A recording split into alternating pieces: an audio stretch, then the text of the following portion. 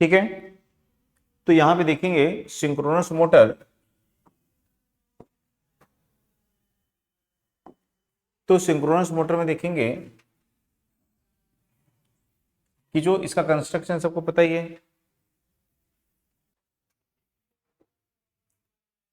ठीक है, तो सिंक्रोनस मोटर में सबको पता है कि इसका कंस्ट्रक्शन कैसा है, अल्टरनेटर के समान है ना। तो एक ही मशीन को हम क्या कर सकते हैं, मोटर और अल्टरनेटर दोनों टाइप से उसको यहाँ पे यूज कर सकते हैं। तो एक ही मशीन को हम मोटर के समान भी यूज कर सकते हैं और उसी को हम अल्टरनेटर के समान भी यूज कर सकते हैं। तो जो सिंक्रोनस मोटर होती है इसके कुछ फीचर्स होते हैं यहाँ पे। तो इसके क्या फीचर्स यहाँ पे होते हैं, तो ये जो मोटर है ये कैसी है, यहाँ पे ये जो मोटर है कैसी है, कांस्टेंट स्पीड ड्राइव है। किस स्पीड पे रन करती है, ये सिंक्रोनस स्पीड पे, यानी कि कांस्टेंट स्पीड पे ये रन करती है।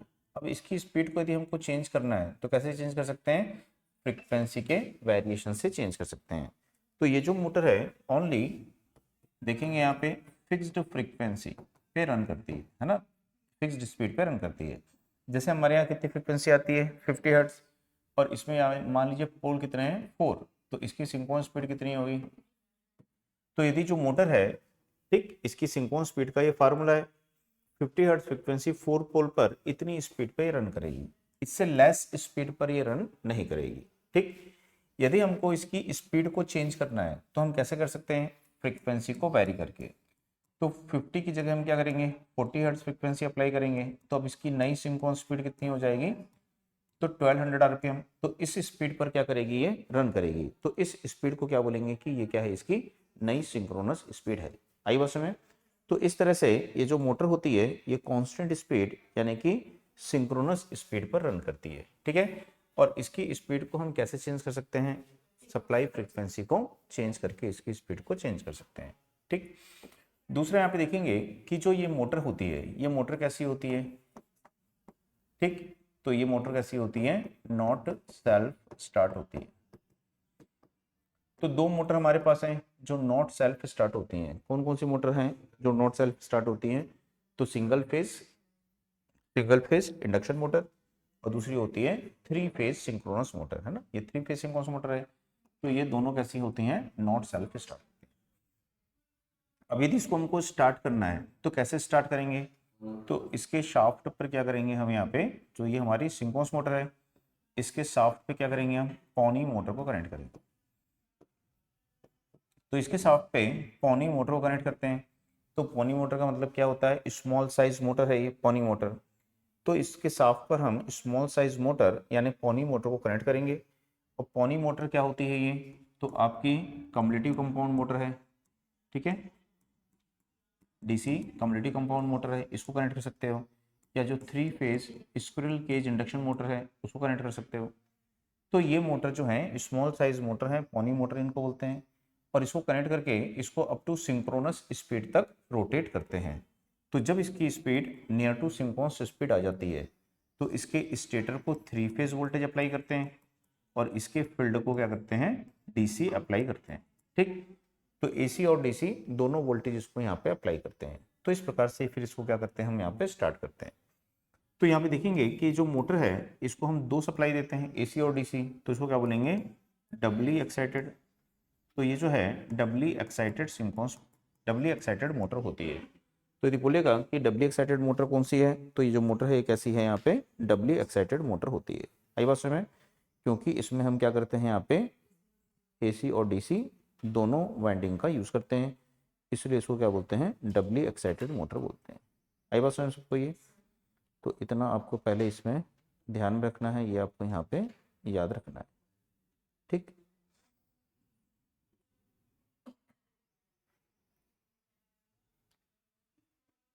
ठीक है।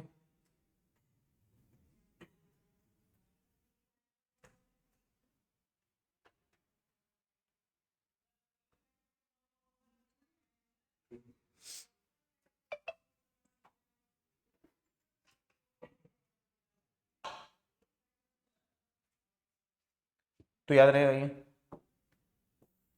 अब इसके बाद में यहाँ पे देखेंगे कि जो मोटर है ये क्या करती है, wide range of lagging and leading, both power factor पे क्या कर सकती है, ये ऑपरेट हो सकती है। तो ये जो मोटर है लैगिंग पावर फैक्टर पे भी ऑपरेट हो सकती है और लीडिंग पावर फैक्टर पे भी ऑपरेट हो सकती है। तो यहाँ पे जो over excited synchronous motor at no load होती है, ठीक, इसको क्या बोलते हैं हम यहाँ पे सिंक्रोनस कंडेंसर बोलते हैं। तो over excited synchronous motor at no load को क्या बोलते हैं, सिंक्रोनस कंडेंसर। तो ये जो सिंक्रोनस कंडेंसर होती है इसका यूज हम काय के लिए करते हैं, तो पावर फैक्टर इंप्रूवमेंट के लिए इसका यूज करते हैं। और ये कैसे पावर फैक्टर पे वर्क करती है, लीडिंग पावर फैक्टर पे। तो जब ये ओवर एक्साइटेड होती है तो लीडिंग पावर फैक्टर पे, और जब ये अंडर एक्साइटेड होती है तो लैगिंग पावर फैक्टर पे वर्क करती है, ठीक।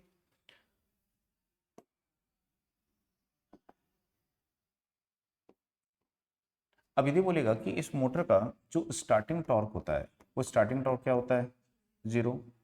इसमें जो स्लिप होती है, स्लिप क्या होती है, 0, है ना। स्लिप क्या होती है, N S minus N R, दोनों स्पीड कैसी हैं, सेम।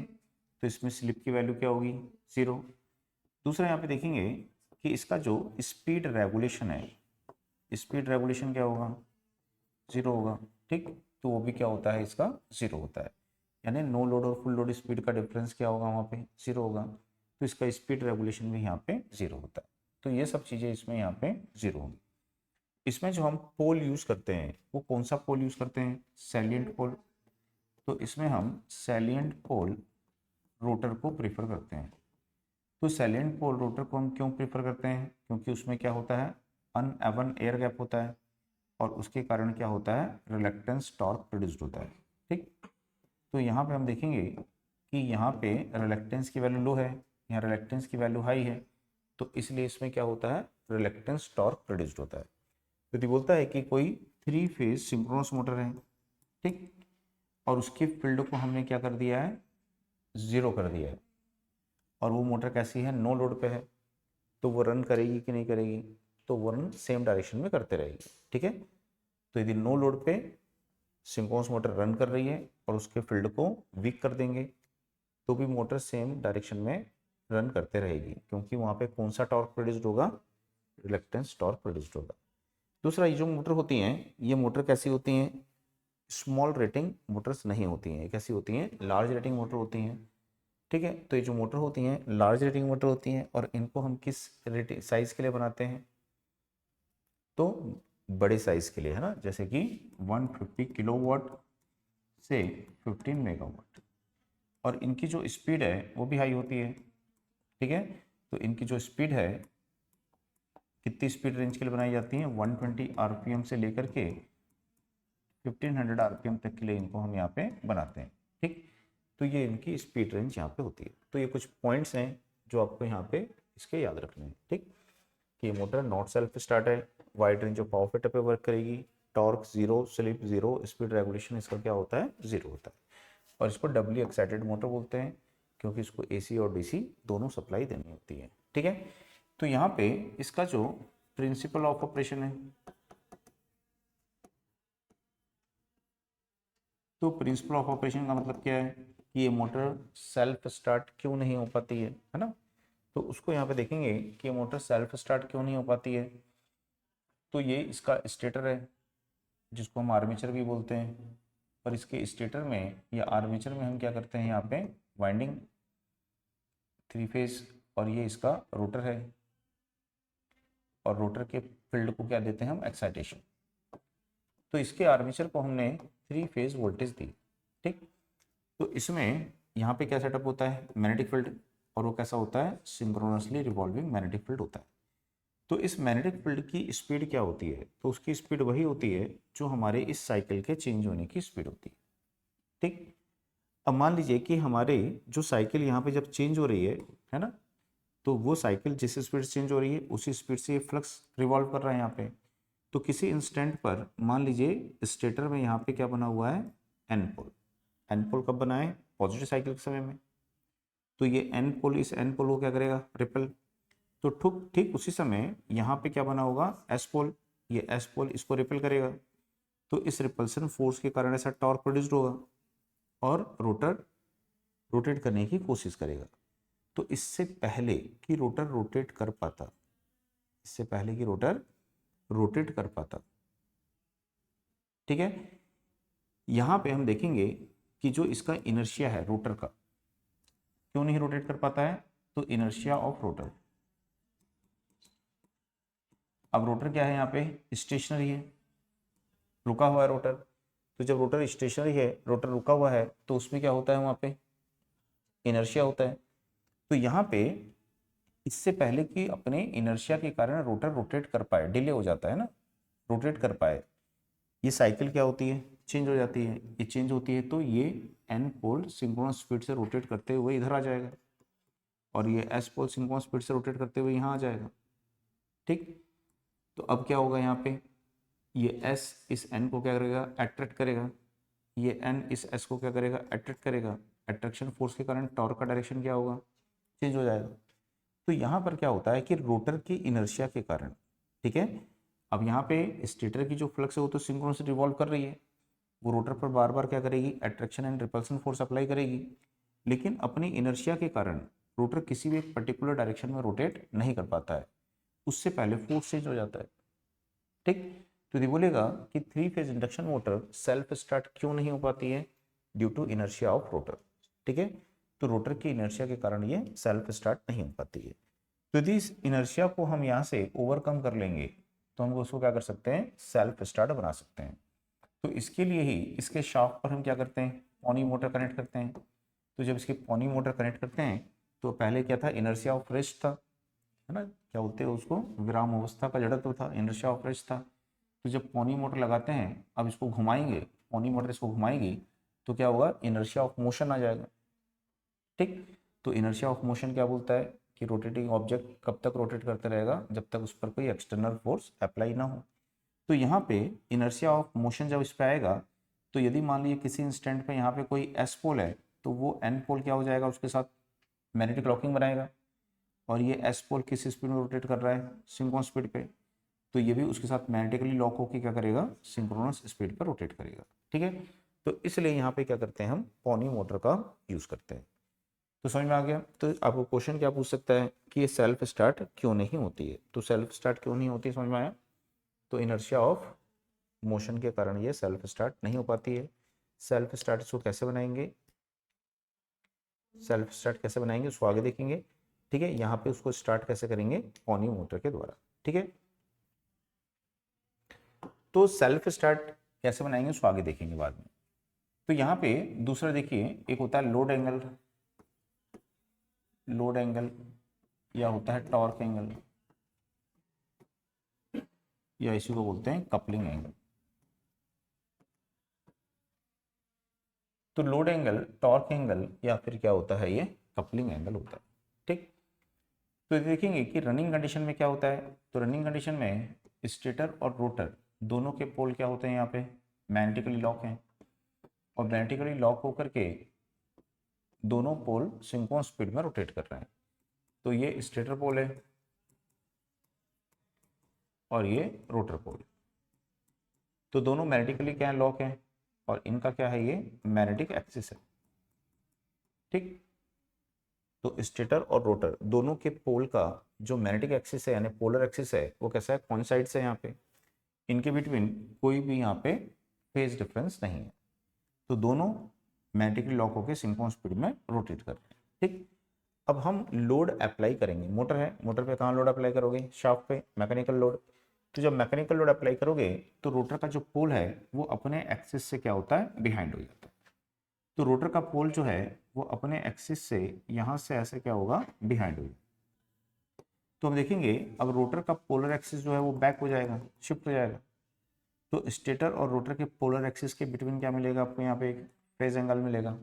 तो उसको हम किससे डिनोट करते हैं, यहाँ पे अल्फा से, और उसको क्या बोलते हैं, लोड एंगल उसको बोलते हैं, क्योंकि ये लोड अप्लाई करने के कारण हो रहा है। तो इंडक्शन मोटर के शाफ्ट पर जब भी मैकेनिकल लोड अप्लाई करेंगे तो उसका रोटर पोल अपनी पोजीशन से क्या होगा, बिहाइंड होगा, बैक होगा, ठीक। तो इससे स्टेटर और रोटर के पोल के बिटवीन क्या होगा, एक फेज एंगल प्रोड्यूस्ड होगा, और ये इलेक्ट्रिकल डिग्री में लेते हैं, इलेक्ट्रिकल डिग्री में, ठीक है। तो इलेक्ट्रिकल फेज डिफरेंस जो होगा उसको हम वहाँ पे लेंगे कि कितना डिग्री इलेक्ट्रिकल फेज डिफरेंस वहाँ पे होगा, ठीक। तो इसको लोड एंगल बोलेंगे। लेकिन मोटर की जो स्पीड है उसकी स्पीड में नो चेंज, मोटर की स्पीड में कोई चेंज यहाँ पे नहीं हो, ठीक। अब लोड इंक्रीज करते जाएंगे तो ये एंगल भी क्या होते जाएगा, इंक्रीज हो जाएगा। तो बोल सकते हैं कि load angle directly proportional to क्या होता है, लोड होता है।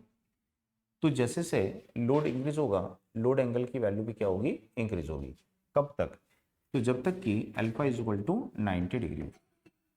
तो जब लोड एंगल अल्फा की वैल्यू क्या हो जाती है, इक्वल टू 90 डिग्री हो जाती है, तो इस समय मोटर क्या करती है, maximum torque maximum power develop करती है। यदि इससे ग्रेटर लोड अप्लाई करेंगे और लोड एंगल की वैल्यू ग्रेटर देन 90 डिग्री हो जाएगी तो यहाँ पे मैग्नेटिक लॉकिंग ब्रेक हो जाएगी, सिंक्रोनिज्म ब्रेक हो जाएगा और मोटर वहाँ पे स्टॉप हो जाएगी, ठीक है। तो कब तक रहता है ये सिंक्रोनिज्म, कब तक रहता है यहाँ पे, load angle is equal to 90 degree होने तक रहता है, ठीक है ना। अब इसी को आगे लेते हुए चलते हैं यहाँ पे कि इसमें क्या होती है, एक बैक ईएमएफ। तो बैक ईएमएफ की क्या मतलब होता है यहाँ पे, तो जैसे देखेंगे कि ये हमारा आर्मेचर है और इसके आर्मेचर में हमने क्या किया हुआ है, ये वाइंडिंग, इसके आर्मेचर में हमने यहाँ पे 3 फेज वाइंडिंग की हुई। इसके आर्मेचर में यहाँ पे आपने क्या किया हुआ है, ये 3 फेज वाइंडिंग और ये रोटर के पोल है, ठीक। और हमारी मशीन जो है वो अंडर रनिंग कंडीशन है, ठीक। तो ये अंडर रनिंग कंडीशन है। तो जब ये अंडर रनिंग कंडीशन है तो उस कंडीशन में हम देखेंगे कि जो रोटर के पोल की फ्लक्स है वो किसको कट करेगी, आर्मेचर वाइंडिंग के कंडक्टर को कट करेगी। तो रनिंग कंडीशन में रोटर के पोल की फ्लक्स आर्मेचर वाइंडिंग के कंडक्टर को कट करती है। इससे आर्मेचर वाइंडिंग में ईएमएफ इंड्यूस्ड होती है। अब वो जो ईएमएफ आर्मेचर वाइंडिंग में इंड्यूस्ड हो रही है उस ईएमएफ का मैग्नीट्यूड कितना होगा, तो उस ईएमएफ का जो मैग्नीट्यूड होगा वो मैग्नीट्यूड होगा जो अल्टरनेटर में होता है, ठीक है, क्योंकि ये दोनों सेम है। तो इतना इसका मैग्नीट्यूड होगा, ठीक। और इसका जो ईएमएफ का जो फेज होगा, है ना, इसको क्या बोलते हैं, एक्साइटिंग ईएमएफ, बैक ईएमएफ भी बोलते हैं, एक्साइटिंग ईएमएफ भी बोलते हैं। तो इस ईएमएफ का जो फेज यहाँ पे होगा वो कैसा होता है कि ये हमारी क्या है, अप्लाइड वोल्टेज है वी, और ये क्या है हमारी रोटर में इंड्यूस्ड ईएमएफ, यानी क्या है ये बैक ईएमएफ। तो दोनों का फेज कैसा रहता है यहाँ पे, इन फेज रहेगा। तो दोनों में कितने डिग्री का फेज डिफरेंस आएगा यहाँ पे, दोनों में 0 डिग्री का फेज डिफरेंस यहाँ पे रहेगा। आई बात समझ में।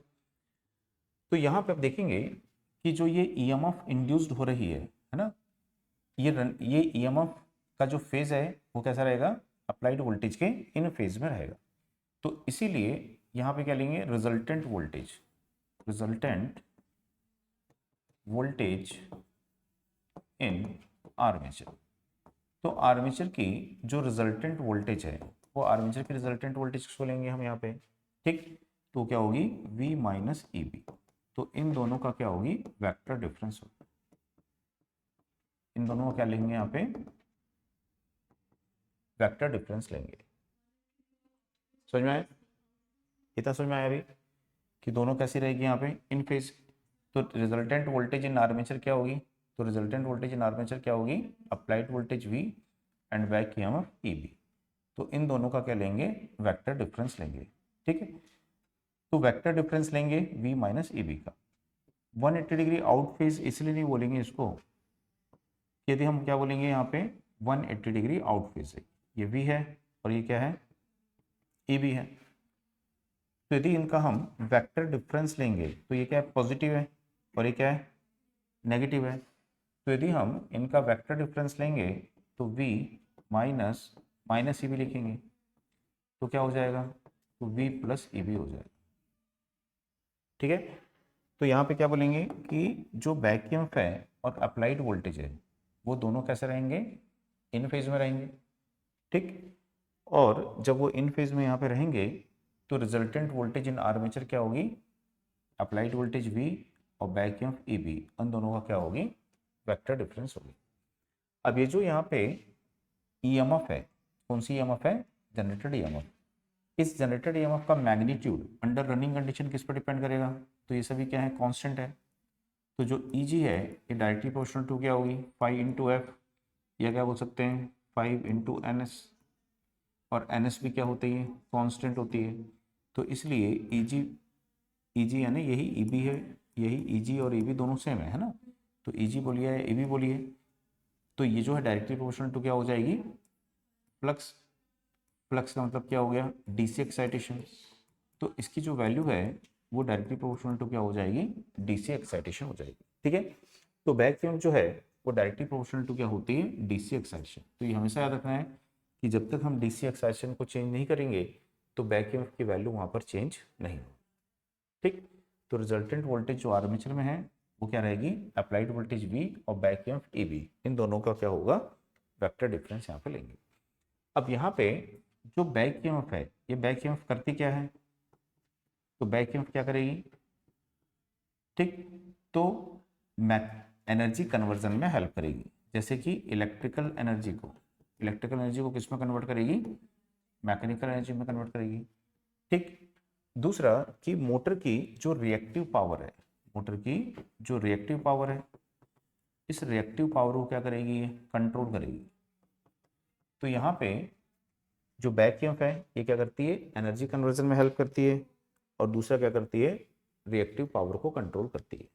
ठीक, रिएक्टिव पावर यदि एक्साइटेशन को चेंज करोगे, बैक ईएमएफ चेंज होगी, तो मोटर की रिएक्टिव पावर क्या होगी, चेंज हो जाएगी। ठीक, तो ये दो फंक्शन यहाँ पे ये करेगी, तो इसको आपको यहाँ पे ध्यान में रखना है। ठीक, अब ये बैक ईएमएफ का ही पूरा रोल यहाँ पे रहता है इंडक्शन मोटर।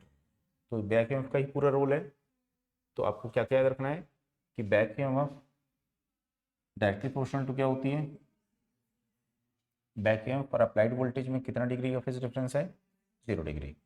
रिजल्टेंट वोल्टेज जो आर्मेचर में होती है वो क्या होती है, अप्लाइड वोल्टेज भी, और बैक ईएमएफ का क्या होती है, वेक्टर डिफरेंस। बैक ईएमएफ क्या करेगी, यहाँ पे इलेक्ट्रिकल एनर्जी को मैकेनिकल एनर्जी में कन्वर्ट करेगी, और दूसरा क्या करेगी, रिएक्टिव पावर को कंट्रोल करेगी, है ना।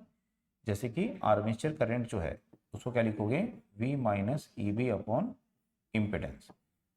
ठीक है, कौन सा इम्पिडेंस, सिंक्रोनस इम्पिडेंस। तो ये आर्मेचर करंट पर फेज, अप्लाइड वोल्टेज पर फेज, बैक ईएमएफ पर फेज, सिंक्रोनस इम्पिडेंस पर फेज। ठीक, अब इसको यहाँ पे देखेंगे कि एक आइडल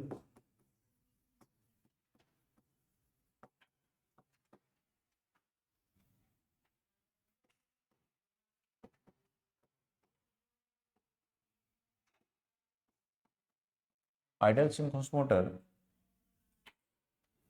at no load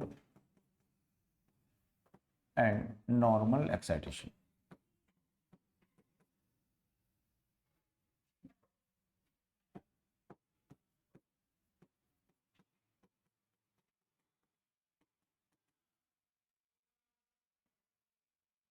ठीक, तो ideal synchronous motor at no load and normal excitation. तो यहाँ पे देखेंगे कि यदि कोई आइडल मोटर है, आइडल मोटर का मतलब क्या होता है, नो आयरन लॉस, कोई आयरन लॉस नहीं होगा यहाँ पे, नो फ्रिक्शन लॉस, कोई फ्रिक्शन लॉस नहीं होगा, नो कॉपर लॉस, कोई कॉपर लॉस इसमें नहीं होगा।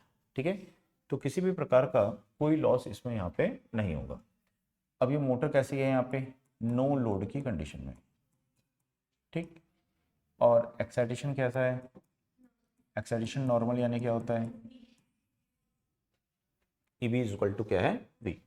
ठीक, तो ऐसी कंडीशन यहाँ पे एज्यूम करते हैं। तो ये देखेंगे कि इस प्रकार की यदि कोई मोटर है तो इसमें जो स्टेटर और रोटर के पोल होंगे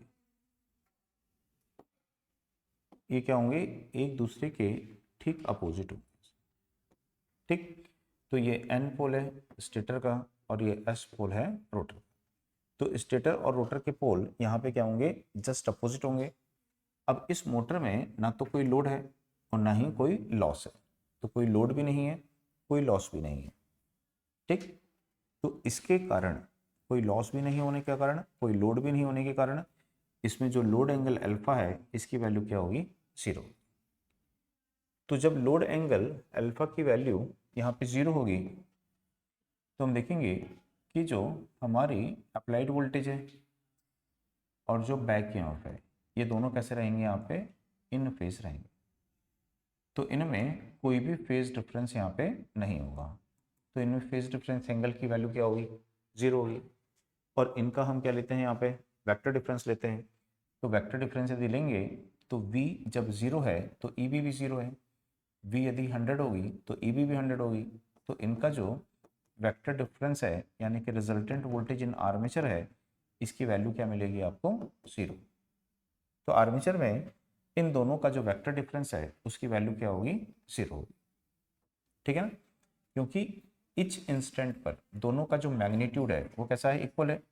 तो इच इंस्टेंट पर हम देखेंगे तो मैग्नीट्यूड इक्वल है, तो अपन इसको ऐसे बना सकते हैं, इसको ऐसा बना दीजिए जो आप ऐसे बना कि जैसे यहाँ पे देखेंगे कि ये हमारी वोल्टेज है V, और ये क्या है यहाँ पे बैक ईएमएफ है EB। तो दोनों का जो फेज है वो कैसा है, 0 डिग्री फेज डिफरेंस है, और मैग्नीट्यूड भी सेम है, तो दोनों इन फेज हैं। तो दोनों का जो फेज है वो कैसा है, सेम। तो यहाँ पे आर्मेचर में जो रिजल्टेंट वोल्टेज होगी वो इन दोनों का क्या होगी, वेक्टर डिफरेंस, और इनका वेक्टर डिफरेंस क्या आएगा, यहाँ पे 0 आ जाएगा। ठीक, या फिर हम बोल सकते हैं कि EB क्या होगा, नेगेटिव। EB नेगेटिव है तो उसको यदि नेगेटिव साइड बना लेंगे ऐसे, तो यदि इन दोनों को ऐड करोगे तो V और E माइनस EB किसी भी इंस्टेंट पे दोनों का सम कितना हो जाएगा, 0 हो जाएगा। ठीक, तो यहाँ पे आर्मेचर में रिजल्टेंट वोल्टेज की वैल्यू क्या होगी, 0 होगी। तो जब आर्मेचर में रिजल्टेंट वोल्टेज की वैल्यू 0 होगी तो आर्मेचर करंट की वैल्यू भी क्या होगी, 0 होगी। ठीक, तो आर्मेचर में करंट की वैल्यू क्या होगी, 0 है। तो आर्मेचर में कोई करंट यहाँ पे फ्लो नहीं होगी। तो हम क्या बोलेंगे कि मोटर क्या कर रही है, जस्ट फ्लोटिंग, फ्लोटिंग ऑन बस। ठीक, तो मोटर जो है वो क्या कर रही है, जस्ट फ्लोटिंग कर रही है। तो कोई भी मशीन है जैसे अल्टरनेटर है, जनरेटर है या मोटर है, यदि वो बस बार से कनेक्ट है, रनिंग कंडीशन में है, और ना तो पावर ड्रॉ कर रही है और ना ही डिलीवर कर रही है, तो उसको क्या बोलेंगे, वो क्या कर रही है, जस्ट फ्लोटिंग ऑन बस बार। कि वो जो है बस बार पे क्या कर रही है, वहाँ पे फ्लोटिंग कर रही है। सही बात समझ में। तो हम बोलेंगे कि मोटर जो है वो क्या कर रही है, यहाँ पे जस्ट फ्लोटिंग कर रही है, किस पे, बस बार पे वो फ्लोटिंग कर रही है। आई बस में, फ्लोटिंग का मतलब वही है कि बस बार से कनेक्ट है बट पावर वो ड्रॉ नहीं कर रही है और ना ही डिलीवर कर रही है। ठीक है, तो जस्ट फ्लोट ऑन क्या बोलेंगे, बस बार। तो इतना समझ में आया। अब इसी में आगे देखेंगे कि यहाँ पे आइडल की जगह इसको हटा देते हैं और यहाँ पे कर देते हैं एक नॉर्मल सिंक्रोनस मोटर। तो जब ये एक नॉर्मल सिंक्रोनस मोटर होगी तो उस कंडीशन में हम देखेंगे, ठीक है, कि इसमें आयरन लॉस भी होगा, इसमें फ्रिक्शन लॉस भी होगा, और इसमें कॉपर लॉस भी होगा। अभी भी मोटर कैसी है, सेम नो लोड पर ही है, अभी भी लोड हमने चेंज नहीं किया है, एक्साइटेशन अभी भी कैसा है, नॉर्मल ही है। लेकिन चूंकि अब इस मोटर में लॉसेस होंगे तो उन लॉसेस के कारण रोटर का जो पोल है वो अपनी पोजीशन से क्या होगा, बैक हो जाएगा। ठीक, तो रोटर का जो पोल है वो अपनी पोजीशन से क्या होगा, बैक हो जाएगा। तो यहाँ पे इन दोनों के पोलर एक्सिस के बिटवीन अभी एंगल 0 नहीं रहेगा, तो यहाँ पे स्मॉल एंगल जो है वो यहाँ पे क्रिएट होगा। ठीक है, तो इस एंगल को हम क्या बोल रहे हैं, यहाँ पे लोड एंगल। तो ये लोड एंगल क्यों आ रहा है, तो due to no load losses, due to no load losses. तो नो लोड लॉस के कारण ये एंगल यहाँ पे आएगा। तो इससे क्या समझ में आया, तो इससे समझ में आता है कि यदि कोई भी सिंक्रोनस मोटर है और यदि वो नो लोड पे है तो उसमें क्या होगा, एक स्मॉल लोड एंगल होगा। लोड एंगल वहाँ पे 0 नहीं होगा क्योंकि उस मशीन में लॉसेज होंगे और उस लॉसेज के कारण ये एंगल वहाँ पे रहेगा। ठीक है, जैसे ट्रांसफार्मर में नो लोड करंट होती है ना, तो वैसे ही यहाँ पे ये नो लोड एंगल यहाँ पे होगा जो कि नो लोड लॉसेस के कारण होगा। तो इससे क्या होगा, तो इससे होगा ये कि हमारी जो बैक ईएमएफ है, ये बैक ईएमएफ क्या होगी, अपनी पोजीशन से बैक हो जाएगी, शिफ्ट हो जाएगी, पीछे हो जाएगी। ठीक, तो जो हमारी ये बैक ईएमएफ है, अब ये बैक ईएमएफ अब वोल्टेज के फेज में नहीं रहेगी, मैग्नीट्यूड तो सेम है, बट ये क्या होगी, अल्फा डिग्री बैक हो जाएगी, पीछे हो जाएगी।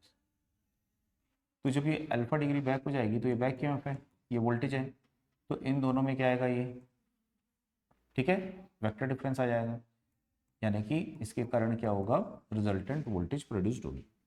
तो अब इनका जो वेक्टर डिफरेंस है वो जीरो नहीं होगा, तो वेक्टर डिफरेंस इसका जीरो नहीं होगा, तो इसमें क्या फ्लो होगी, यहाँ पे कुछ करंट फ्लो होगी, और वो करंट यहाँ पे क्या करेगी, नो लोड लॉस को ओवरकम करेगी, ठीक है। मतलब कि इस समय जो मोटर पावर ड्रॉ कर रही है वो नो लोड इनपुट पावर है, तो ये जो नो लोड इनपुट पावर है ये वोल्टेज पर फेज हो जाएगा, ठीक है, आर्मेचर करंट पर फेज हो जाएगी, एंड पावर फैक्टर ऑफ पर फेज हो जाएगा ये, ठीक, नो लोड पावर फैक्टर पर फेज हो जाएगा।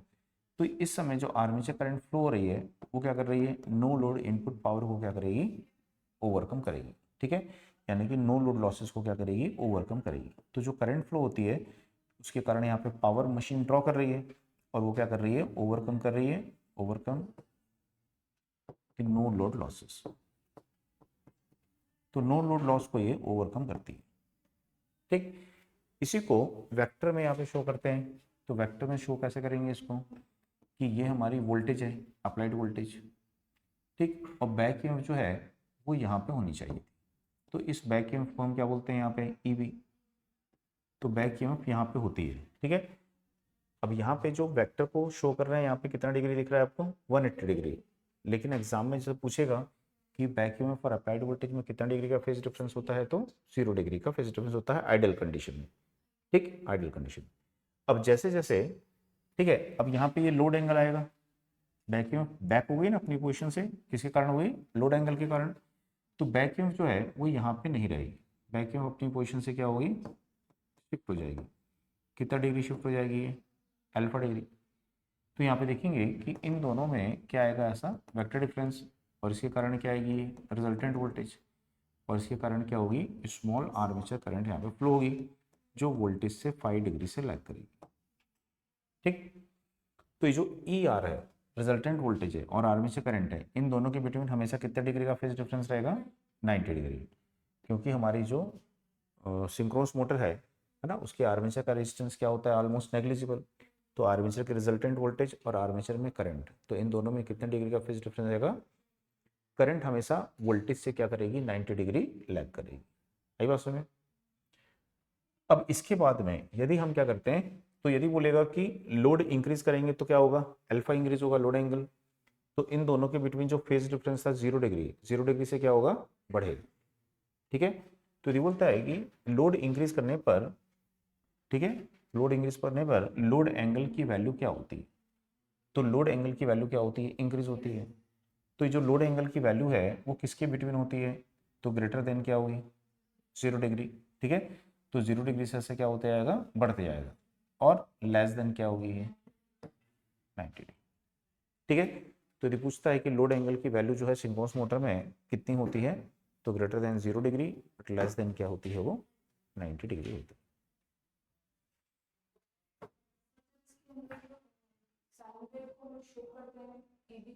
हम्म,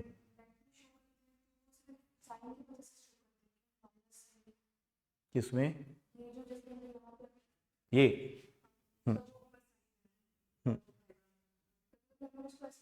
हम्म, नीचे शो करते हैं समझने के लिए, हाँ नेगेटिव साइन है ना, उसलिए समझने के लिए, ठीक है।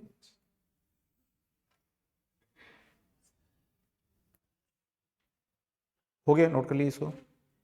अब इसके बाद में तो चेंज क्या है, आइडल से यदि नॉर्मल हो जाती है तो चेंज क्या आता है, तो ये याद रखना है, आइडल से यदि नॉर्मल होती है तो क्या चेंज आता है, लोड एंगल की वैल्यू आ जाती है, जो किसी कारण आती है, नो लोड लॉस के कारण आती है, ठीक। लोड एंगल आने से ये दोनों का फेस सेम नहीं रहेगा, है ना, बैक ईएमएफ बैक हो जाएगी, पीछे हो जाएगी, लैग करने लगेगी, तो बैक ईएमएफ लैग करने लगती है, जो एंगल है अब वो 0 डिग्री से क्या होता है, बढ़ जाता है, तो उसके कारण दोनों में वेक्टर डिफरेंस आता है, रिजल्टेंट वोल्टेज प्रोड्यूस होती है, ठीक है। नहीं तो इसको ऐसे भी बनाया जाता है वेक्टर को, कि ये हमारी वोल्टेज का वेक्टर था, ये हमारी बैक ईएमएफ का वेक्टर था, दोनों वेक्टर कैसे थे, सेम। अब बैक ईएमएफ क्या हो गई, अपनी पोजीशन से ऐसा बैक हो गई, तो इनके कारण क्या हुआ, रिजल्टेंट वोल्टेज आई, तो इसको समझना क्या होगा, थोड़ा डिफिकल्ट होगा, है ना। तो इसीलिए क्या कर दिया कि इसके वेक्टर को शिफ्ट कर दिया ऐसे, और शिफ्ट करके उसको समझना अंडरस्टैंड करना आसान हो गया। तो इसलिए उसको यहाँ पे इस प्रकार से ड्रॉ कर, ठीक। अब इसके बाद में क्या करेंगे, सेम कंडीशन में ही अब इसके ऊपर में लोड को इंक्रीज करेंगे। नॉर्मल मोटर है सेम, है ना, नो लोड पे ये रहेगा, जैसे ट्रांसफर नो लोड पे पढ़ते हो, है ना। अब यदि लोड इंक्रीज करोगे, अभी तक नो लोड था, अब इसको क्या करोगे, ऑन लोड कर दोगे, तो अब ये हो जाएगा यहाँ पे ऑन लोड। तो अब इसके ऊपर क्या करोगे, आप यहाँ पे लोड को अप्लाई करोगे, ठीक। तो जब इसके ऊपर अब लोड को अप्लाई करोगे तो क्या होगा, सबसे पहले रूटर का पोल अपनी पोजीशन से क्या होगा, और बैक हो जाएगा। तो जो लोड एंगल पहले अल्फा था, ये अल्फा से इंक्रीज होके क्या हो जाएगा, इसका मतलब है कि बैक ईएमएफ अपनी पोजीशन से क्या होगी, और बैक हो जाएगी। तो ये एंगल अल्फा से इंक्रीज होके क्या होगा, अल्फा 1। तो जो रिजल्टेंट वोल्टेज है वो क्या हो जाएगी, इंक्रीज हो जाएगी, ठीक। तो अब यहाँ पे जो मोटर की रिजल्टेंट वोल्टेज है वो इंक्रीज होगी, तो मोटर क्या कर रही है, करंट ड्रॉ करेगी। करंट ड्रॉ करेगी मीन्स वो ज़्यादा पावर ड्रॉ करेगी, तो ज़्यादा पावर क्या करेगी, उस लोड को ड्राइव करने के लिए टॉर्क प्रोड्यूस करेगी। तो ज़्यादा पावर ड्रॉ करती है और उस लोड को ड्राइव करने के लिए मैकेनिकल टॉर्क प्रोड्यूस करती है। आई बात समझ में। तो लोड जब हम अप्लाई करते हैं, ठीक है, ऑन लोड कंडीशन, तो ऑन लोड कंडीशन में क्या चेंज होगा, तो लोड एंगल क्या होगा, सबसे पहले इंक्रीज हो, ठीक। तो सबसे पहले हम लोड एंगल को यहाँ पे इंक्रीज कर देते हैं कि लोड एंगल इंक्रीज हुआ। क्या वैक्यूम इंक्रीज होगी, क्या वैक्यूम इंक्रीज होगी, नहीं होगी। वैक्यूम किस पर डिपेंड करती है, एक्साइटेशन।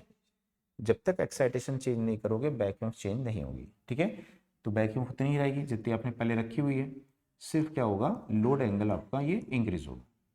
जब भी लोड एंगल इंक्रीज होगा, ठीक है, तो इन दोनों में क्या होगा, वेक्टर डिफरेंस बढ़ेगा, ठीक। तुम देखेंगे कि इन दोनों में जो वेक्टर डिफरेंस है इसकी वैल्यू क्या होगी, बढ़ जाएगी। तो सबसे पहले लोड एंगल इंक्रीज हुआ, लोड एंगल इंक्रीज होने से रिजल्टेंट वोल्टेज क्या हो जाएगी, यहाँ पे ये इंक्रीज होगी। रिजल्टेंट वोल्टेज जब भी इंक्रीज होगी तो आर्मेचर करंट इंक्रीज होगी। तो आर्मेचर करंट क्या है, रिजल्टेंट वोल्टेज अपॉन इम्पिडेंस है। तो जब भी रिजल्टेंट वोल्टेज इंक्रीज होगी तो करंट इंक्रीज होगी, तो आर्मेचर करंट भी क्या होगी, यहाँ पे ये इंक्रीज होगी, ठीक। तो आर्मेचर करंट आपकी ये इंक्रीज हो जाती है, तो आईए इंक्रीज होगी। अब आईए इंक्रीज होगी और साथ ही, ठीक है, ये जो एंगल है पावर फैक्टर एंगल क्या होगा, इंक्रीज होगा। तो पावर फैक्टर एंगल इंक्रीज होगा और पावर फैक्टर क्या होगा, इसका डिक्रीज होगा। तो पावर फैक्टर की जो वैल्यू है वो यहाँ पे डिक्रीज होती है, ठीक। तो इस तरह से हमको ये समझ में आया कि आइडल यदि नहीं है, ठीक है, और नो लोड पे है तो स्मॉल लोड एंगल होगा, और जब भी लोड फिर इंक्रीज करोगे तो क्या करेगी, उस लोड को ड्राइव करने के लिए ज़्यादा पावर डेवलप करेगी, तो लोड एंगल की वैल्यू इंक्रीज होती जाएगी जैसे जैसे लोड इंक्रीज करोगे, ठीक। पावर ज़्यादा बढ़ेगी मतलब आर्मेचर करंट का मैग्नीट्यूड इंक्रीज हो रहा है और लोड एंगल की वैल्यू क्या हो रही है, इंक्रीज हो रही है। कब, जब ये हमारी मोटर कैसे एक्साइटेशन पे है, नॉर्मल एक्साइटेशन की कंडीशन, ठीक। इसके बाद में यहाँ पे देखेंगे आगे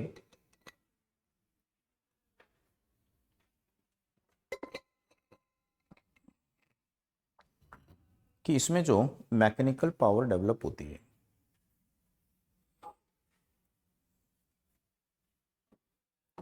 तो उसमें हेडिंग डालिए मैकेनिकल पावर।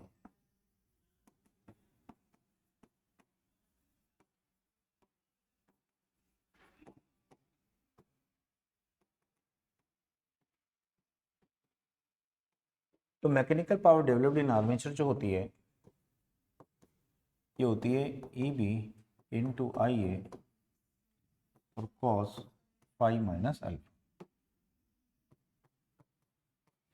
ठीक। तो यहाँ पे जो मैकेनिकल पावर है किस पर डिपेंड करती है, बैक ईएमएफ पे, आर्मेचर करंट पे, और दोनों के बिटवीन जो फेज एंगल होता है उस फेज एंगल की कोसाइन वैल्यू पे डिपेंड करती है। इतनी मैकेनिकल पावर जो है इसके आर्मेचर में डेवलप होती है, तो ये पर फेज है, ये किसकी पावर है, पर फेज। तो पर फेज इतनी मैकेनिकल पावर डेवलप करती है, 3 फेज चाहिए तो 3 से मल्टीप्लाई करेंगे, ठीक। तो इस तरह से ये मैकेनिकल पावर यहाँ पे डेवलप, और इसके कारण आर्मेचर क्या करेगा, रोटेट करेगा, ठीक। अब इसमें जो पावर फ्लो होती है वो पावर फ्लो कैसे होती है कि इसके इसके आर्मेचर को क्या देते हैं हम, इलेक्ट्रिक पावर। तो इलेक्ट्रिक इनपुट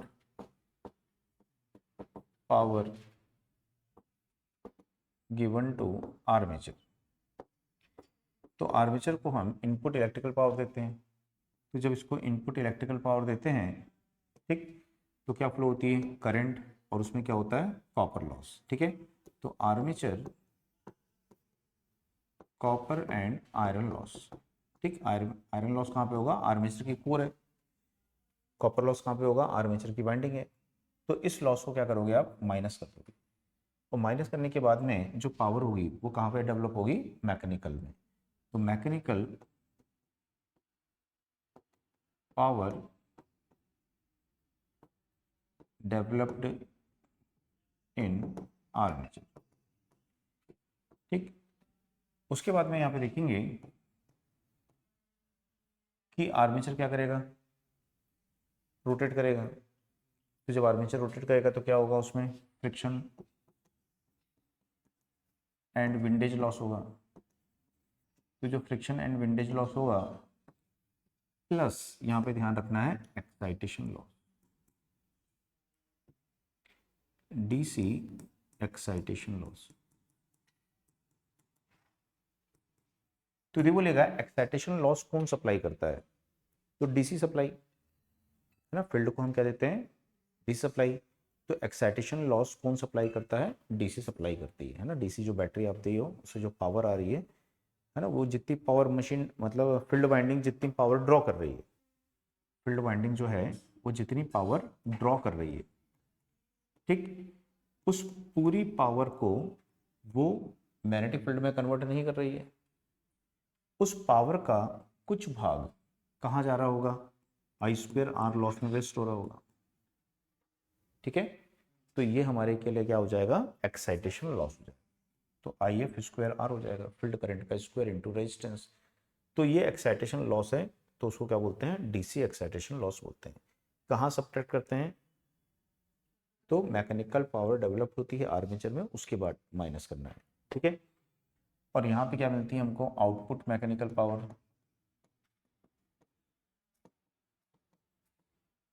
एट शाफ्ट। ठीक, तो इस प्रकार से इसमें यहाँ पे पावर फ्लो होती है।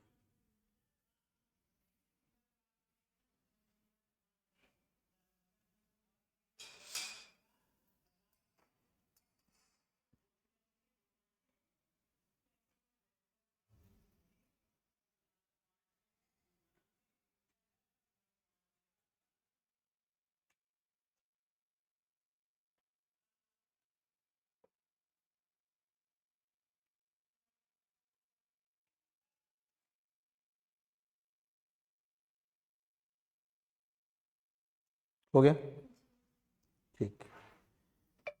अब इसके बाद में यहाँ पे देखेंगे, इसमें होती है वेरियस कंडीशंस ऑफ एक्साइटेशन। ठीक है,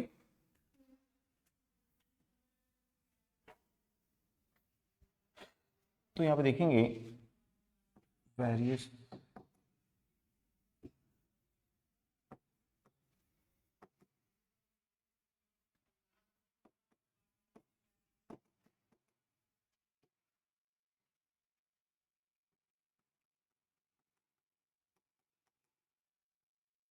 तो वेरियस कंडीशन ऑफ एक्साइटेशन, जो एक्साइटेशन है उसकी विभिन्न कौन कौन सी कंडीशंस यहाँ पे होती है, तो उसको यहाँ पे देखते हैं।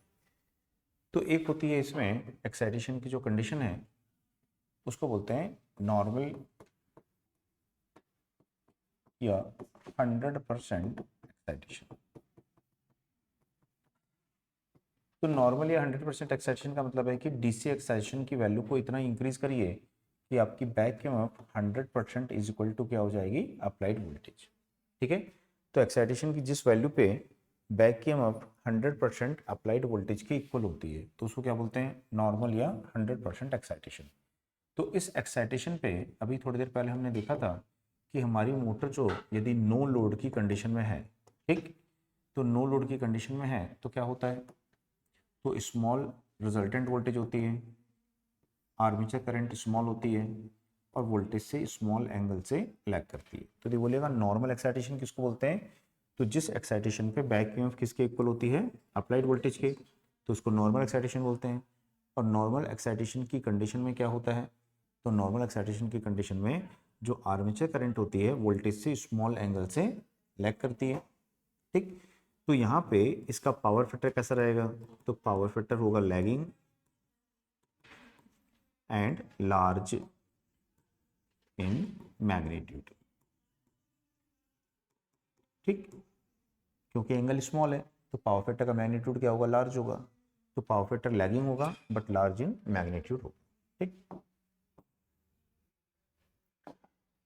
इसके बाद में यदि हम क्या करते हैं, एक्साइटेशन को डिक्रीज करते हैं तो उसको लेंगे अंडर एक्साइटेशन।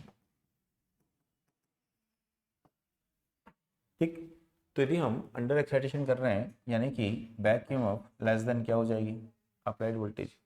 तो यहाँ पे अंडर एक्साइटेशन में क्या होता है कि जो बैक ईएमएफ है उसकी वैल्यू क्या हो जाती है, लेस देन अप्लाइड वोल्टेज हो जाती है। तो यदि back EMF less than applied voltage है तो उसको क्या बोलेंगे हम यहाँ पे, अंडर एक्साइटेशन बोलेंगे। तो इस कंडीशन में यहाँ पे देखेंगे कि ये हमारी क्या है, वोल्टेज है। ठीक, अब अंडर एक्साइटेड है मतलब इसका मैग्नीट्यूड बहुत कम है। तो इसका जब मैग्नीट्यूड बहुत कम होगा, ठीक, इसका मैग्नीट्यूड बहुत कम होगा तो दोनों में किसका मैग्नीट्यूड ज़्यादा है, वोल्टेज का। तो रिजल्टेंट वोल्टेज हमेशा उसके फेज की तरफ शिफ्ट होगी जिसका मैग्नीट्यूड ज़्यादा है। तो रिजल्टेंट वोल्टेज इसके फेज की तरफ शिफ्ट हो जाएगी और आर्मेचर करंट क्या करेगी, इससे 90 डिग्री पर रहेगी, है ना। तो आर्मेचर करंट क्या करेगी, लैग करेगी। इसको लिख देते हैं 5। तो आर्मेचर करंट क्या करेगी, लैग करेगी, कितने डिग्री से, 5 डिग्री से। तो एक्साइटेशन की वैल्यू को डिक्रीज करने पे क्या होता है, ठीक है, बैक ईएमएफ का मैग्नीट्यूड डिक्रीज होगा, रिजल्टेंट वोल्टेज इंक्रीज होगी, वोल्टेज के फेज की तरफ शिफ्ट होगी और आर्मेचर करंट का मैग्नीट्यूड इंक्रीज होगा और लैगिंग साइड। ठीक है, तो जब हम देखेंगे कि अंडर एक्साइटेड सिंक्रोनस मोटर किसको बोलेंगे, तो अंडर एक्साइटेड सिंक्रोनस मोटर का मतलब है कि बैक ईएमएफ लेस देन क्या है, वोल्टेज। एक्साइटेशन डिक्रीज करने पर बैक ईएमएफ का मैग्नीट्यूड डिक्रीज होगा। ठीक, बैक ईएमएफ का मैग्नीट्यूड डिक्रीज होने से रिजल्टेंट वोल्टेज इंक्रीज होगी, किसके फेज की तरफ शिफ्ट होगी, वोल्टेज के, और आर्मेचर करंट वोल्टेज से क्या करेगी, लार्ज एंगल से लैग करेगी। तो अंडर एक्साइटेड सिंक्रोनस मोटर कौन से पावर फैक्टर पे वर्क करती है, लैगिंग। तो इसका पावर फैक्टर जो होता है लैगिंग पावर फैक्टर यहाँ पर होता है। ठीक, तो एक्साइटेशन डिक्रीज करने पर पावर फैक्टर की वैल्यू क्या होती जाएगी, उसकी पुअर होती जाएगी, डिक्रीज होती जाएगी। आई बात समझ में। तो ये आपको यहाँ पे याद।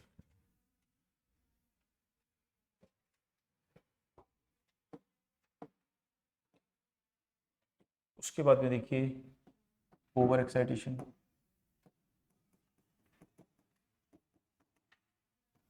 तो ओवर एक्साइटेशन का मतलब क्या है, तो बैक ईएमएफ ग्रेटर देन क्या है, तो जब हम एक्साइटेशन की वैल्यू को इंक्रीज करते हैं तो इसका मतलब है कि बैक ईएमएफ का मैग्नीट्यूड बढ़ रहा है, बैक ईएमएफ का मैग्नीट्यूड बढ़ रहा है। तो जब बैक ईएमएफ का मैग्नीट्यूड बढ़ता है तो ये जो आर्मेचर करंट है लैगिंग साइड से क्या करती है, लीडिंग साइड की तरफ शिफ्ट करती है। तो पहले फिर कहाँ आएगी, वोल्टेज के फेज में। तो पावर फैक्टर क्या होगा, यूनिटी। और ज़्यादा इंक्रीज करेंगे एक्साइटेशन, ठीक है, तो फिर आर्मेचर करंट जो है वो वोल्टेज से क्या करने लगेगी, यहाँ पे लीड।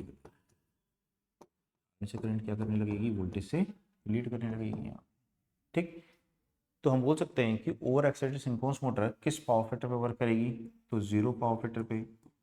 ठीक है, सॉरी यूनिटी पावर फैक्टर पे, यूनिटी पावर फैक्टर। एंड क्या करेगी वो, लीडिंग पावर फैक्टर पे वर्क करेगी। ठीक, तो एंगल क्या होगा उसका, जीरो होगा। तो ये आपको यहाँ पे इसमें याद रखना है।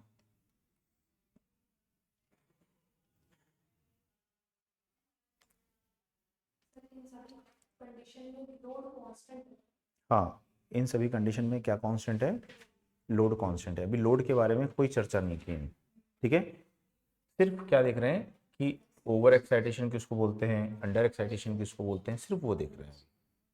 ठीक, लोड का इसके बाद में देखते हैं जस्ट। तो ये समझ में आया ना। तो इसी को लेकर के फिर क्या बना सकते हैं हम, वी कर्व बना सकते हैं।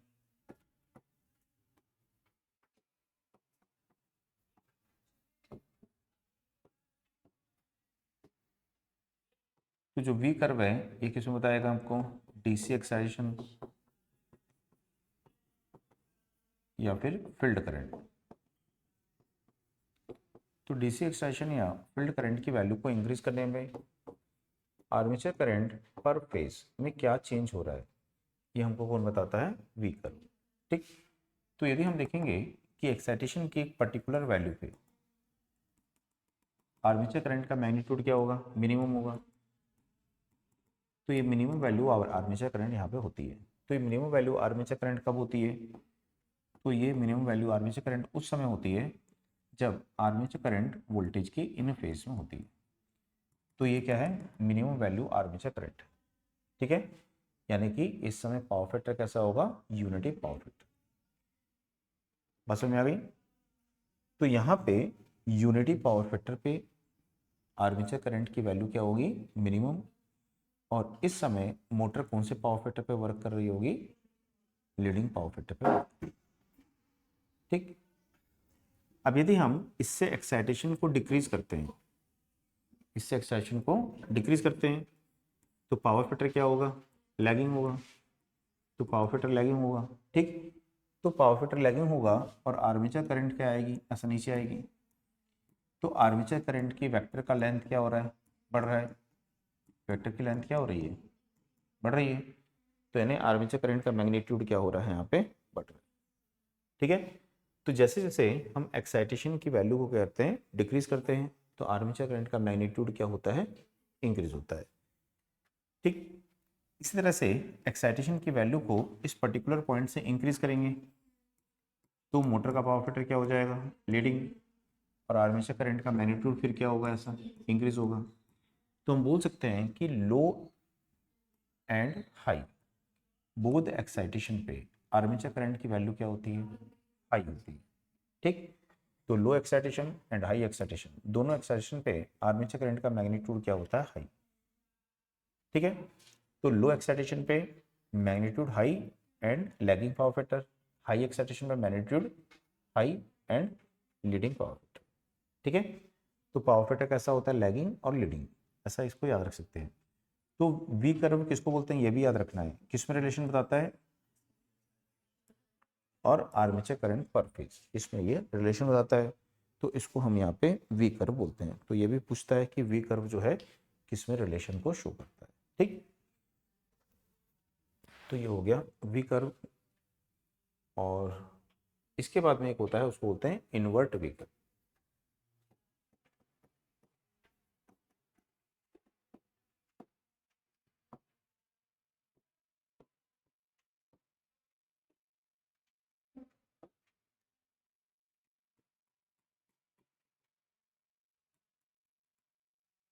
तो सेम यहाँ पे ये फील्ड करंट है या डीसी एक्साइटेशन है,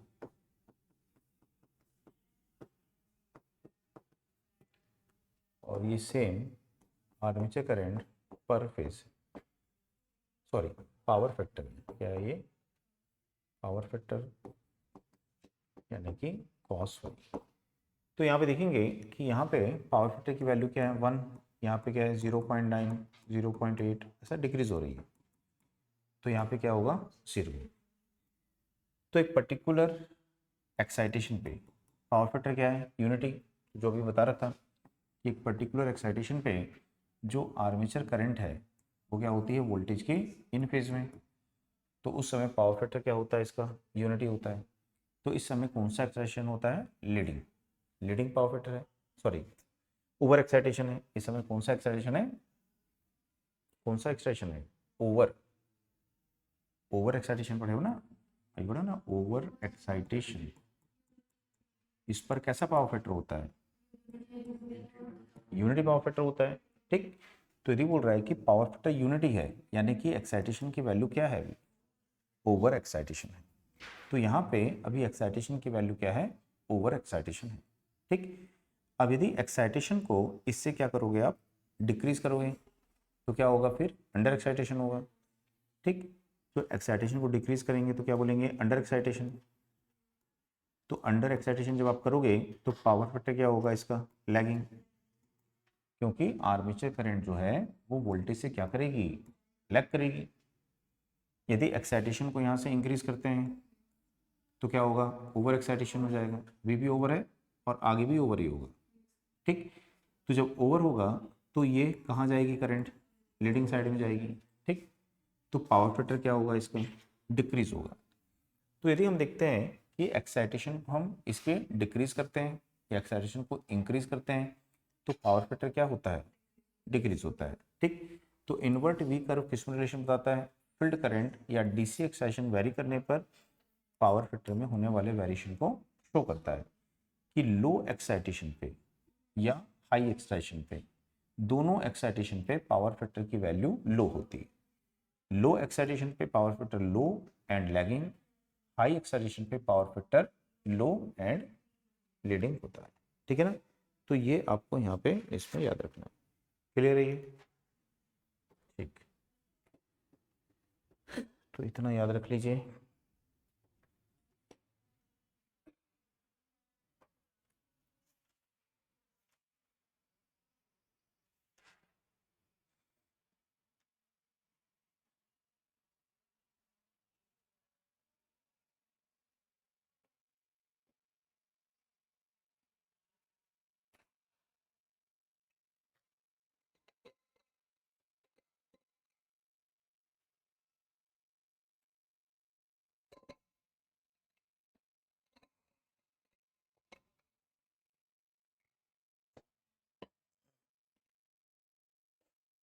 अब इसके बाद में देखते हैं effect of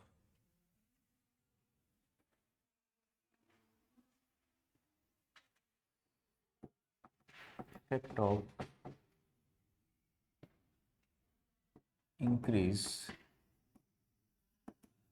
load on constant excitation,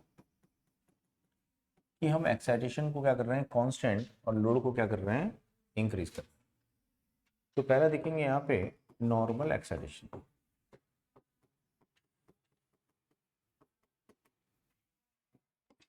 तो क्या करेंगे, मशीन को एक बार नॉर्मल एक्साइटेशन की कंडीशन में सेट कर देंगे, सेट करके उसको फिक्स कर देंगे। ठीक, तो हमने मशीन को फिक्स कर दिया कि हमारी मशीन क्या है, अभी नॉर्मल एक्साइटेशन पे है। तो जैसे हमने देखा था नो लोड की कंडीशन में, मान लो ये अल्फा लोड एंगल होगा, resultant voltage small, armature current small, और ये फाई एंगल से क्या कर रही है, लैग। एक बार इसको हमने सेट कर दिया और सेट करके इसको छोड़ दिया। अब इसको हम यहाँ पे चेंज नहीं करेंगे। ठीक, अब सीधा क्या करेंगे, लोड को इंक्रीज करेंगे। तो जब हम लोड को इंक्रीज करेंगे तो सबसे पहले क्या इंक्रीज होगा, लोड एंगल। तो लोड एंगल अल्फा की वैल्यू इंक्रीज हो जाएगी। ठीक, रिजल्टेंट वोल्टेज की वैल्यू क्या होगी, इंक्रीज, तो रिजल्टेंट वोल्टेज की वैल्यू इंक्रीज हो जाएगी। ठीक, इन दोनों के बिटवीन कितना एंगल होता है, 90। तो आर्मेचर करंट का एंगल इंक्रीज हो जाएगा और रिजल्टेंट वोल्टेज इंक्रीज हो रही है तो उसका मैग्नीट्यूड भी इंक्रीज हो जाएगा। ठीक, तो यहाँ पे क्या क्या इंक्रीज हुआ, तो सबसे पहले लोड एंगल अल्फा इंक्रीज हुआ। ठीक, उसके बाद में क्या इंक्रीज हुआ, रिजल्टेंट वोल्टेज इंक्रीज हुई। उसके बाद में पावर फैक्टर एंगल इंक्रीज हुआ। ठीक, और जो आपका आर्मेचर करंट है उसकी वैल्यू क्या हुई, इंक्रीज हुई। तो ये सभी वैल्यू जो हैं यहाँ पे इंक्रीज हो रही हैं, लेकिन पावर फैक्टर क्या हो रहा है, डिक्रीज हो रहा है। तो किसी भी मशीन में जो टॉर्क डेवलप होता है वो टॉर्क किसके कारण डेवलप होता है, एक्टिव पावर के कारण। किस कारण डेवलप होता है, एक्टिव पावर। तो यहाँ पे भी जो टॉर्क डेवलप होगा वो किस कारण से डेवलप होगा, एक्टिव पावर के कारण होगा। ठीक, तो जैसे हमने पढ़ा था कि मैकेनिकल पावर जो डेवलप होती है वो कितनी होती है, E B I A into क्या होता है, कॉस फाई होता है। तो बैक ईएमएफ क्या होगी, कांस्टेंट, क्योंकि हमने एक्साइटेशन को कांस्टेंट रखा है तो बैक ईएमएफ कांस्टेंट। अब यदि लोड इंक्रीज करोगे तो कैसे पावर डेवलप करेगी वो, तो उसके लिए ज़्यादा करंट लेगी। ठीक, तो करंट इंक्रीज हो रही है तो पावर क्या हो जाएगी, इंक्रीज हो जाएगी। पावर फैक्टर डिक्रीज हो रहा है तो पावर क्या हो जाएगी, डिक्रीज। तो ये बढ़ के पावर को बढ़ा रहा है, ये घट कर पावर को घटा रहा है, लेकिन अल्टीमेट पावर को तो बढ़ना चाहिए, तो बढ़ने वाला एलिमेंट ज़्यादा होना चाहिए। ठीक है, तो यहाँ पे जो आर्मेचर करंट इंक्रीज होती है ये ज़्यादा होती है किसकी तुलना में, पावर फैक्टर के डिक्रीज होने की तुलना में। ठीक है, तो यहाँ पे जो आर्मेचर करंट है वो ज़्यादा इंक्रीज होती है पावर फैक्टर के डिक्रीज होने की तुलना में। ठीक,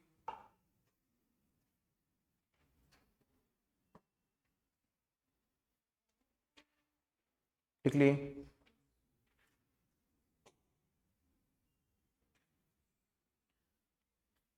इसके बाद में सेकंड जो कंडीशन थी,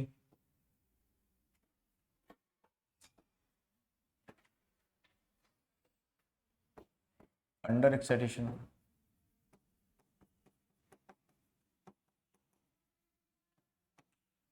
तो अंडर एक्साइटेशन किसको बोले, बैक ईएमएफ लेस देन क्या होगी, अप्लाइड वोल्टेज। तो यहाँ पे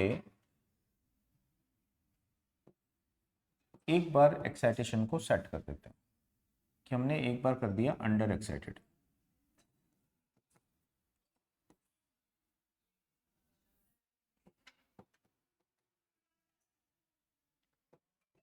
एक बार एक्साइटेशन को सेट कर दिया, अब एक्साइटेशन को कुछ नहीं करेंगे। ठीक, अब सिर्फ किसको चेंज करेंगे, लोड को। तो एक बार अंडर एक्साइटेड करके हमने अब लोड को इंक्रीज करना है। तो जैसे ही लोड को इंक्रीज करेंगे सबसे पहले क्या इंक्रीज हो जाएगा, लोड एंगल। तो लोड एंगल अल्फा आपका इंक्रीज हो जाएगा। ठीक, लोड एंगल इंक्रीज होने के साथ साथ जो रिजल्टेंट वोल्टेज है इसकी वैल्यू भी क्या होगी, इंक्रीज होगी। तो रिजल्टेंट वोल्टेज की वैल्यू यहाँ पे इंक्रीज हो जाएगी। रिजल्टेंट वोल्टेज इंक्रीज होने के साथ साथ, ठीक है, आर्मेचर करंट जो है इसकी वैल्यू इंक्रीज होगी।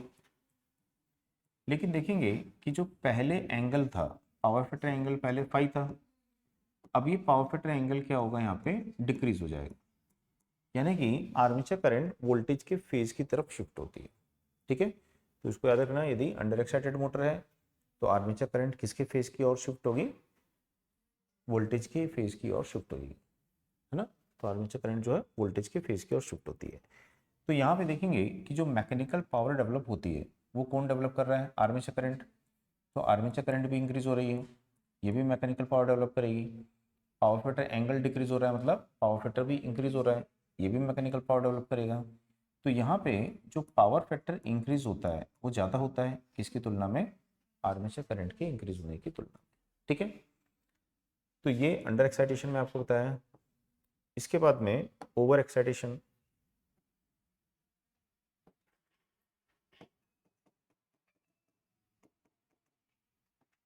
तो ओवर एक्साइटेशन का मतलब क्या है, ई बी ग्रेटर देन क्या है, वी।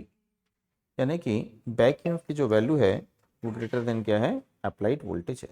ठीक, तो बैक ईएमएफ की जो वैल्यू है वो ग्रेटर देन अप्लाइड वोल्टेज है। तो यहाँ पे देखेंगे कि ये वोल्टेज है और ये बैक ईएमएफ है, बैक ईएमएफ की value greater than applied voltage है। तो हमारी ये रिजल्टेंट वोल्टेज है और आर्मेचर करंट क्या कर रही है, इससे लीड कर रही है।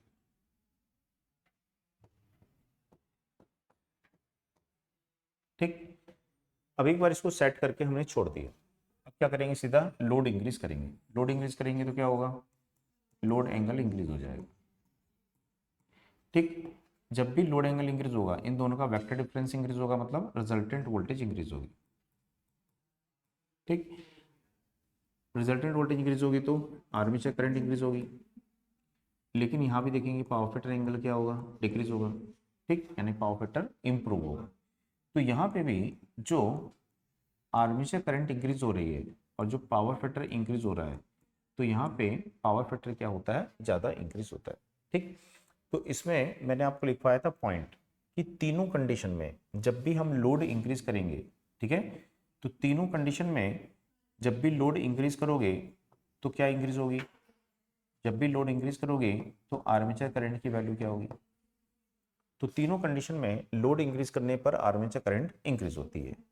ठीक है, दूसरा under excitation, sorry normal excitation की जो कंडीशन है, नॉर्मल एक्साइटेशन, इस कंडीशन में जब भी आप क्या करोगे, लोड को इंक्रीज करोगे तो क्या होगा, तो आर्मेचर करंट ज़्यादा इंक्रीज होगी comparison to power factor increase होगा। ठीक, और पावर फैक्टर क्या होगा, डिक्रीज होगा, पावर फैक्टर क्या होगा, डिक्रीज होगा।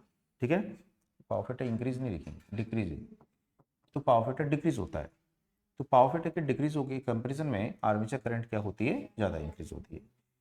उसके अलावा जो अंडर एक्साइटेशन है एंड ओवर एक्साइटेशन है, ठीक है, तो अंडर एक्साइटेशन ओवर एक्साइटेशन इन दोनों कंडीशन में जब भी आप लोड को इंक्रीज करोगे तो आर्मेचर करंट इंक्रीज हो रही है और पावर फैक्टर भी इंक्रीज हो रहा है। कौन ज़्यादा इंक्रीज हो रहा है, यानी कि इन दोनों कंडीशन में लोड इंक्रीज करने पे पावर फैक्टर क्या होता है, इंप्रूव होता है। यहाँ पे पावर फैक्टर इंप्रूव होता है, पावर फैक्टर इंक्रीज होता है या पावर फैक्टर इंप्रूव होता है। ठीक है, तो ये ध्यान में यहाँ पे रखना है।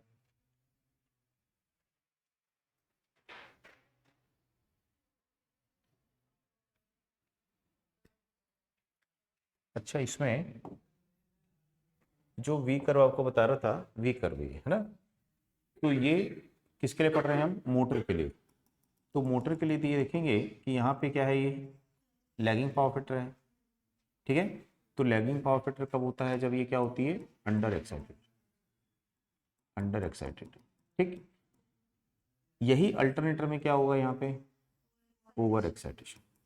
तो मोटर का याद रखो, उसका अपोजिट क्या होगा, अल्टरनेटर का हो जाएगा। जैसे यहाँ पे हमने क्या लिखा है, लीडिंग, तो लीडिंग कब होता है, ओवर एक्साइटेशन मोटर के केस में, और जनरेटर के केस में क्या हो जाएगा। ठीक है ना, तो मोटर का याद रखो, उसका जस्ट अपोजिट क्या रहेगा, अल्टरनेटर के केस में रहेगा। ठीक है ना, तो उसको ध्यान में रखो।